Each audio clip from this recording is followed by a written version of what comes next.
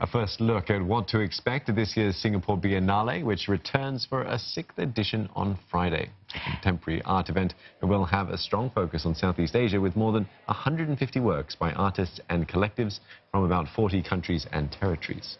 The works cover mediums ranging from installations to film and sound performances. Gillman Barracks is one of 11 venues that will play host over 4 months. And here visitors will be invited to reflect on themes including change amid rapid technological advancements. Now, no surprise if you pay attention to the news that we do live in troubled times, and across the world people are grappling with political, environmental and social crises that call for action and change. Singapore's premier contemporary arts platform aims to encourage people to take a step towards that change. And the Singapore Biennale returns for the 6th edition with the theme Every Step in the Right Direction. And this year, the festival will showcase more than 70 artists and art collectors from Singapore, Southeast Asia and beyond. Nearly a dozen venues in the city will host a carefully thought-out selection of provocative contemporary art. And joining us tonight with more are two of the curators of the Singapore Biennale 2019, Andrea and Tung. Thank you both for coming in. Thank you for having us. Thank you. So tell us a bit about the theme then, and what is this right direction? John, we'll come to you first. I think it's left open to interpretation, without a punctuation in the end. Perhaps it could be a full stop or a question mark.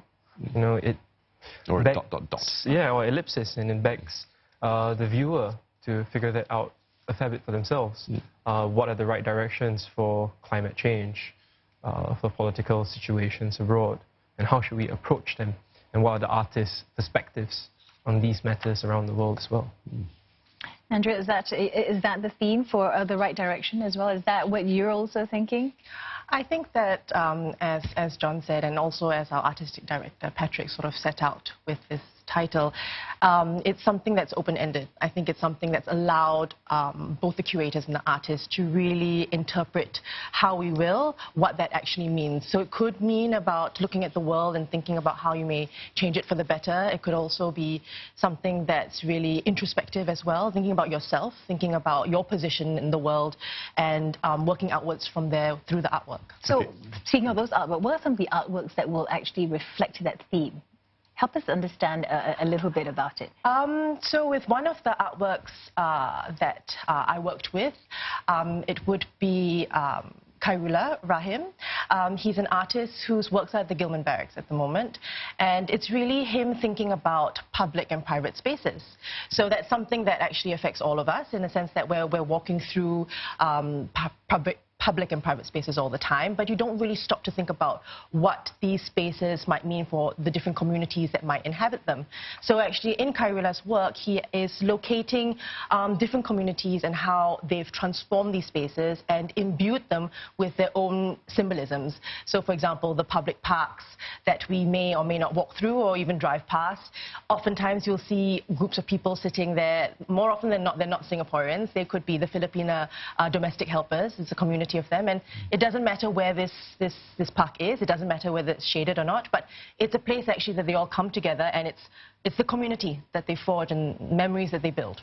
Yeah, so it's a bit about the storytelling of the people that live here as well, and sort of play a part in the community. For those that have been attending, John, for the Biennale for the last 5 years, what will they be expecting to see, or what should they be looking forward to see this year? I think this edition of the Singapore Biennale features a lot of new commissions, new artworks presented for the first time in the world, which stems from a very researched focus practice. So a lot of these artists have spent a lot of time doing their field work, researching their topics and areas of interest in order to create these works that respond to some of the most urgent matters of contemporary times. Okay, well, the other thing as well is that what's interesting is that the Biennale takes place in 11 venues across Singapore this time. How were these locations chosen? Why were they chosen? And is it because it's got something to do with the artists? I think that the Biennale experience spreads itself across the city, and all of these different location functions as nodes, networking each other. With some of the sites and some of the galleries, as many as 30 artworks present themselves. And so to be able to go walking about inside in the city, offers a little bit of a breather as well. 30 artworks at a time might be a stretch, but that walking allows for a certain deliberation and mindfulness of the works that one had seen before they encounter the next piece. And what's the best way for people to try and sort of take note of where all these, different locations, are they all accessible at different times as well? Or what's the best way for people to sort of plot a path, if you like, or to plan to go and see the different artworks? So the programs team that we've worked with has actually charted out different routes that people could use to explore the artworks. So they've actually, in a way, also curated a mini route that really focuses on different parts of Singapore as well. So if you're in Gillman Barracks, it's one type of narrative. If you're in the city, it's a different kind of narrative. So you could really then decide to explore different routes, different times of the week, depending on how you feel. Yeah. So I think I read that one of these adventure routes will take you to Geylang and you explore the red light district. Yes. Tell us a little bit about that. Sounds quite interesting. Is it going to be done during the day or at night? It's one that happens at night, and what happens is it's also a community-focused tour where it really is focusing on the community around Geylang. It's a tour that takes you to see different sides of what we know the red light district to be. So I'm going to try not to spoil it too much, but it's really something that is eye-opening for locals as well as foreigners. I mean, as a local,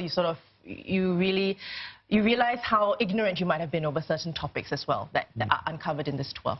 Oh. Intriguing. I can't tell us any more than that, though. No. Okay, we understand the rationale behind this sort of the Biennale for this year is also focus on Southeast Asian works. Can you tell us a bit more about that, John? Yeah, I think the Singapore Biennale has spent a lot of time focusing on Southeast Asia as a location to look at the rest of the world and events from around the world. So as much as we feature a large number of artists from Southeast Asia, it also serves as this looking out point, and thereby we feature other artists as well, which all respond to the issue of every step in the right direction. Looking at different perspectives across different cultures. It pulls in to play notions of cultural relativism. How can cultures all be evaluated, from the same standpoint, and encourages diversity, sharing, and joint responsibility for the future of the planet.